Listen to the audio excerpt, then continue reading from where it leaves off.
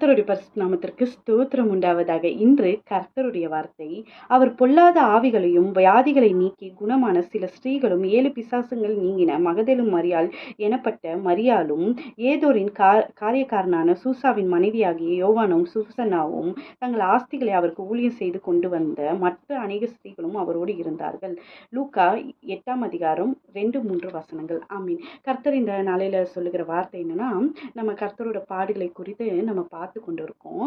இங்க அநேக ஸ்திரீகள் அவர் கூட இருந்தாங்க. அவங்கெல்லாம் ஊழியம் செஞ்சாங்க. பிசாசுகள் விரட்டப்பட்டது. அவங்களுக்குள்ள இருந்த அநேக பிசாசுகள் கர்த்தர் விரட்டினாரு. அதனால அவங்க ஒரு நன்றி உள்ள மனமாய் இருந்து அவரோடு கூட ஊழியம் செய்து ஆஸ்திகளினாலும் அவருக்கு ஊழியம் செய்து இருந்தாங்க.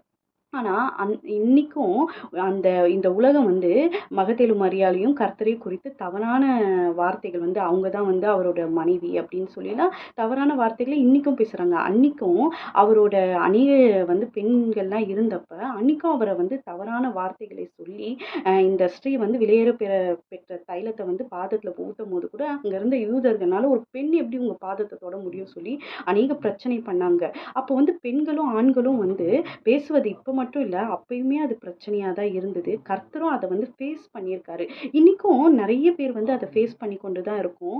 ஒரு பெண்களும் ஆண்களும் பேசுவது தவறல்ல, ஆனா தவறான காரியத்தினால் பேசுவது தான் தவறு, தவறான எண்ணத்தின் நிமித்தம். ஆனா கர்த்தருக்குள்ள அந்த பாவ எண்ணமே இல்லை, ஆனா அவரே அந்த பாடுகளை உட்படுத்திருக்காரு. இந்த 2000 வருஷமா இன்னமும் அவரை அக்கிரமக்காரர் ஒருவரா அன்னைக்கு எண்ணப்பட்டாரு.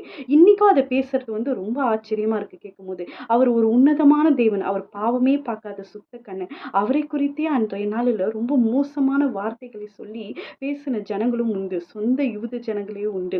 அப்பொழுது நீங்க பாருங்க, நம்மளை குறித்து அநேகர் பேசினாலும் கர்த்தரோட பாடுகளுக்குள்ள நம்மளும் இருக்கோம் என்று அதை கர்த்தருக்குள் சகித்தோமானால் கர்த்தருக்குள் நம்மளும் ஆளுகை செய்ய கர்த்தர் பெரிய காரியங்களை நமக்கு செய்வார். கர்த்தர் இந்த வார்த்தைகளை ஆசீர்வதிப்பார். கேட்ட யாவரும் ஆசீர்வதிக்கப்பட்டவர்கள். ஆமீன், ஆமீன். ஹல்லேலூயா.